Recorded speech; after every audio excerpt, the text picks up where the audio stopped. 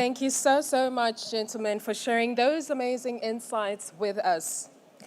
Now, ladies and gentlemen, we are going to discover the potential of sports and wellness tourism to drive economic growth.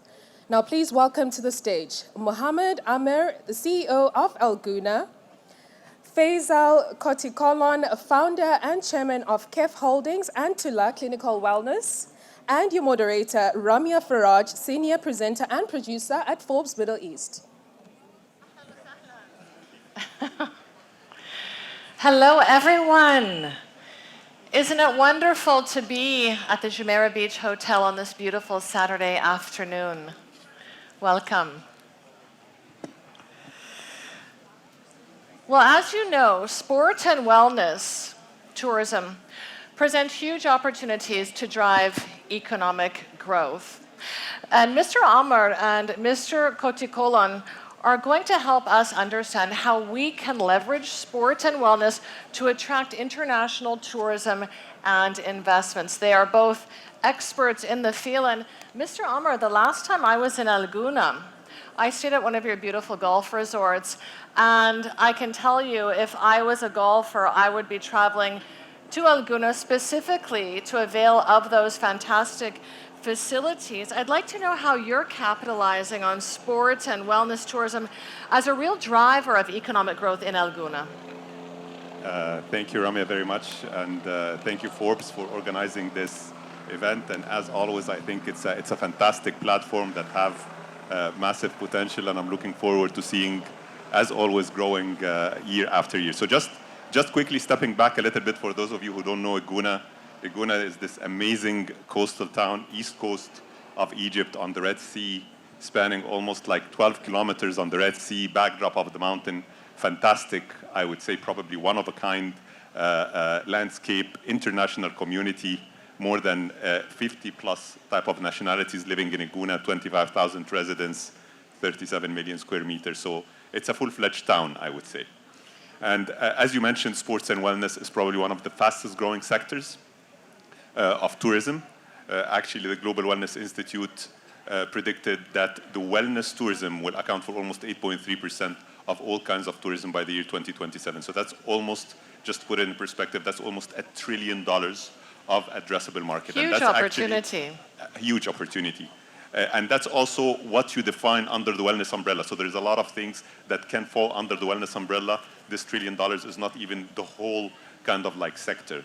So we're, of course, being a premier destination on the Red Sea in Egypt, and also a regional known destination and a full-fledged town where we're really capitalizing on that. So, you know, we focus on quite a lot of sports and sports in general, whether it's, you know, international squash tournaments, and we have one of the top 8 international squash tournaments in Gouna, all kinds of water sports, as you mentioned, golf. We have 2 18-hole golf courses, again, one of the vastly popular sports. And the impact economically is quite significant because it drives quite a lot of traffic to the town. It boosts local business. It creates quite a lot of jobs. But also the halo effect of it is very important because what it does, you know, I will kind of like amplify it a little bit and think about what the Olympics does to the city that is hosting, or what the World Cup does to the city that is hosting.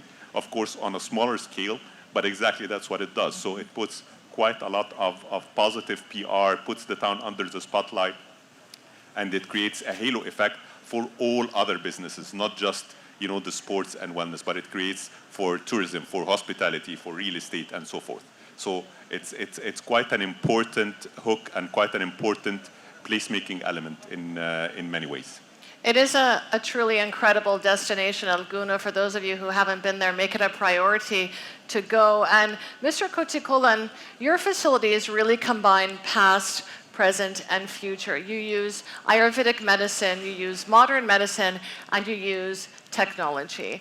And I'd like to know how, as its founder, what role you believe wellness plays in strengthening national and economic resilience, especially during these times of uncertainty and, in many places, recovery. Thank you for inviting me. I'm the founder, chairman of Tulah. Tulah means balance. in Sanskrit. If you really look at it, what's happening in today's world after COVID especially, we have gone off balance. People have a lot of issues, because of, I've done a research on vaccines impact, and it is true that many of our lung capacity is come down. And I think that is where the wellness really came into the limelight.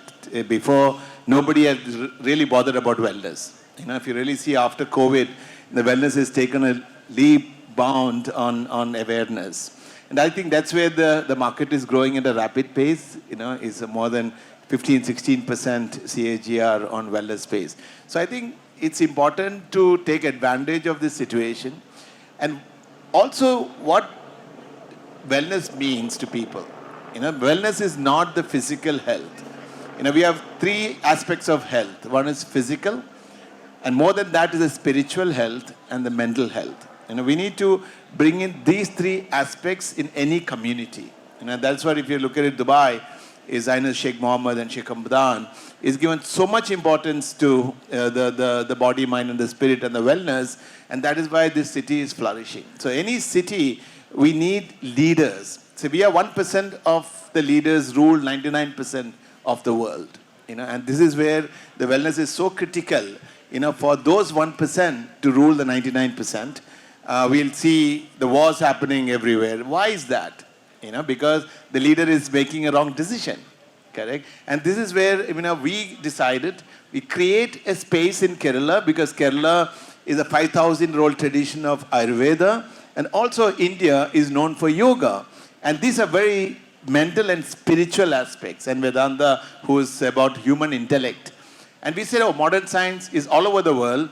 Why don't we combine these four elements together, that is modern science, Ayurveda, yoga, and Vedanta together, and create a model, or we call it 50 protocols to reverse diseases in people.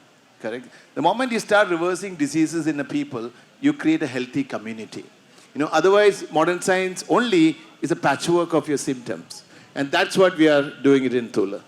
So it contributes incredibly to health and wealth as well. Did you say 15% CAGR? Yeah, absolutely. Absolutely. Yeah. So it's very profitable to be in the business of wellness. And Mr. Amer, I know that Gouna is offering a range of sports, and these include kite surfing, diving, motorsport, anything you could think of.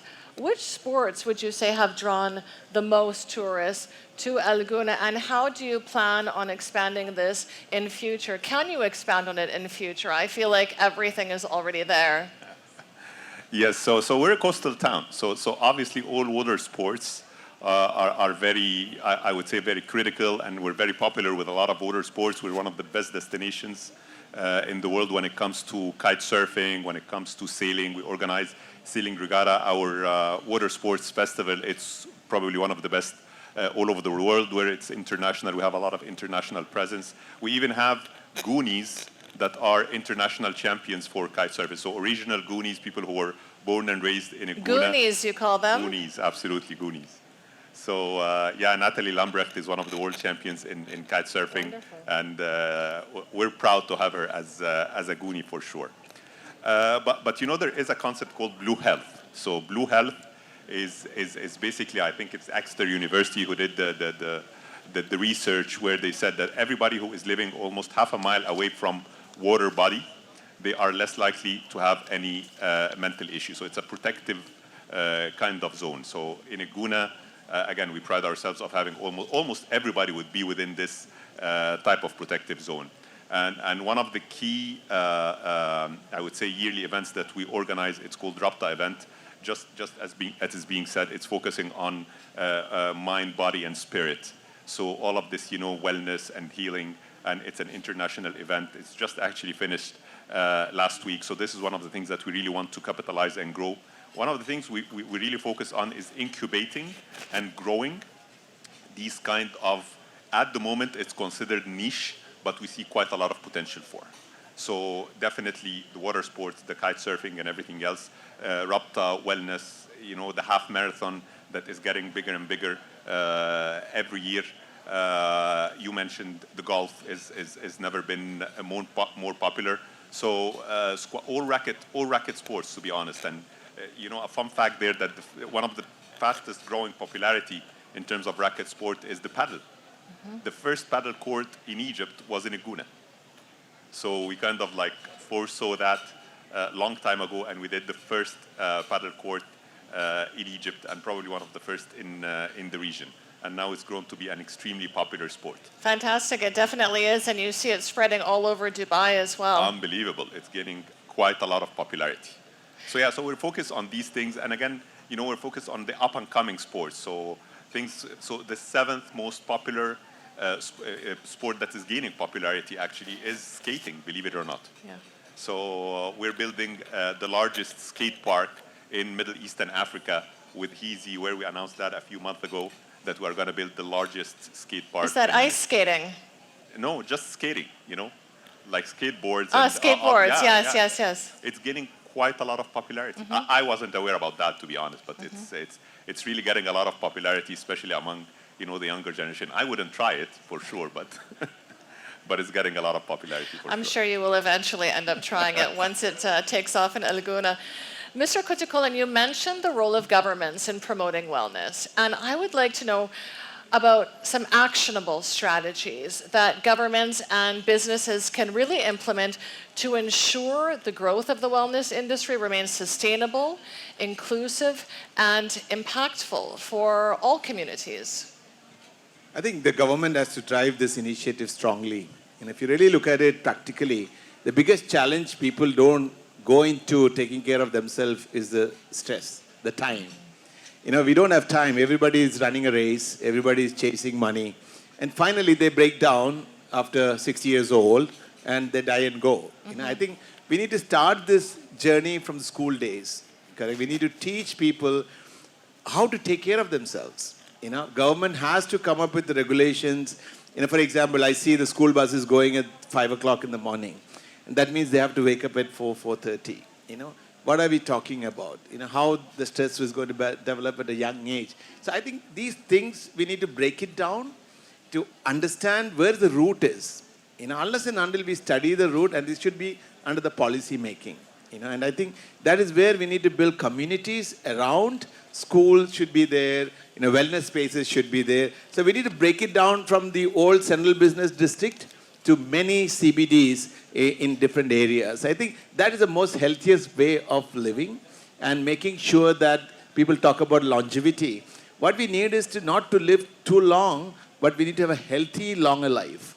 And that is lacking today. And that is where the mental well-being is a challenge. And we need to really address this issue. Otherwise, the next generation is going to have a terrible life. And that is something research has shown very deeply now. I mean, people are living longer, but what is the quality of their lives? This is key. Absolutely. Mr. Amer, tell us about the global trends in wellness tourism, those which are really shaping El Gouna's strategy specifically, and how are you adapting, and what is really a cutthroat environment? There is many trends actually that are coming now that are like up and coming, I would say. So generally, all of the experiential tourism is up. So everybody now wants to go and not just lay by the beach and enjoy the sun, but they also want to experience something new. Like diving with turtles, or diving with dolphins, or shark diving. I don't know why I just keep on saying diving. But anyway, maybe because we're coastal town. But all of these experiential tourism is actually growing quite fast. There is a lot of other, trends that we're seeing and that we're actually capitalizing on. So things like extreme sports. So extreme sports is, again, one of the type of tourism that is rising very much. And I mentioned already Heezy Skate Park, but also we have the first and only, I would say, motocross arena in Gouna. Skydiving, we've just introduced since last year skydiving, since we have, our own airport. And really a lot of others. I mean, many consider kite surfing as extreme sport, but some would not say that. But extreme sport is one of the big trends there. What they call leisure, so combining business with leisure trips. Now everybody is trying to combine business trips or work trips with with leisure, and that's basically promoting work-life balance and promoting wellness. And for that, we've also capitalized on that. And we mentioned, I think, during Forbes Under 30, the first edition, that we are opening what we call G Valley. So that's the co-working space and you know, all the residential units associated with it and everything else to promote that within such a nice environment, I would say. So you can always, you know, combine business with leisure. One of the also very fast-growing type of tourism is senior living. So senior living and senior tourism in general is fast-growing, and we've just launched one of our biggest projects called Tuban, and we've earmarked a big part of it to be for senior living. And I think it's one of the things that's underrepresented, not just in Egypt, but in the region as a whole. I think that there's a massive potential for that because our region, you know, there is sun year-round, and I think that we can attract quite a lot of tourism coming from different countries, and specifically Europe, to live, you know, their happy life. And again, there's a term for it. It's called grey gold. That's basically because, you know, there is quite a lot of such a big business opportunity in it for anybody who's gonna. It's growing massively in the U.S., predominantly in the U.S., but I think that we have quite a big opportunity for us to grow this business in our region. So you really are catering to every demographic, and absolutely many opportunities to capitalize on this in Al Gouna. Mr. Kottikollon, from your perspective, how are wellness and economic growth really intersecting? And what emerging trends do you anticipate will enhance this relationship into the future? For an example now, we all go to spas. In every five-star hotels in UAE, you'll see hundreds of spas. But the spas are basically relaxing massages. You go there and you get it there. Correct? That you go back into your normal stressful life. What we have to do is, you know, we've done a research now for 4 years. We have developed 3 patents now. How do we take those spas, keeping the asset as it is, and upgrade into clinical spas? You know, that means you go there and you will get some clinical outcomes during those massages, like a lymphatic drainage. How the evidences are coming in. You know, it should have data to show that to the guests, you know, this is benefiting you. And this can, because if you really look at it in Al Gouna or a Burj Al Arab or a Jumeirah Beach Hotel, the whole community is going to benefit if you have the knowledge to be transferred to the public. And that is something Tulah has done it. I'm very proud of that. We've been working for the last 4 years with researchers from all over the world, and we got the patent a few months ago. And that is something we are excited to start in Dubai. The first one is happening in my daughter's place called Pause Wellness. That is just 10 minutes down the line. And that is a 50,000 square foot of urban Tulah. It's in Pause. And you can experience all these things in an urban setup. You don't have to go to Tulah in Kerala to experience that. You go for a retreat and come back and continue the journey. And you download the Tulah Tech app. Again, we got the patent for that. And you have to bring health into your hand. Today we use Whoop and Aura Ring and all that. But this data doesn't say anything. It'll give you, yes, you're not sleeping, but how do you solve that problem? And this is what we worked on, and that's why it's called clinical wellness. I think it's wonderful merging a spa service with a clinician service, and this is something that will definitely take off, not just in the UAE, but in your new facility in Kerala, I'm sure, and in other destinations, hopefully, which we will be hearing about. I think both of our panelists have a lot in common, and I know it's the first time you've met, but you have the same type of vision, and thank you for providing us with myriad opportunities for holistic wellness. Thank you. Thank you very much. Shukran alak. Thank you. It's brilliant.